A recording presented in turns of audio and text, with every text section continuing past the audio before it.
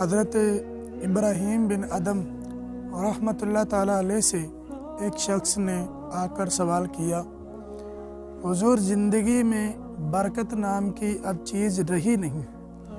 حضرت ابراہیم بن ادم رحمۃ تعالیٰ علیہ فرماتے ہیں، اچھا یہ بتاؤ کہ کتیا اور بکری ان میں سے سب سے زیادہ بچے کون پیدا کرتا ہے؟ اس شخص نے کہا کہ زیادہ بچے تو کتیا ہی دیتی ہے۔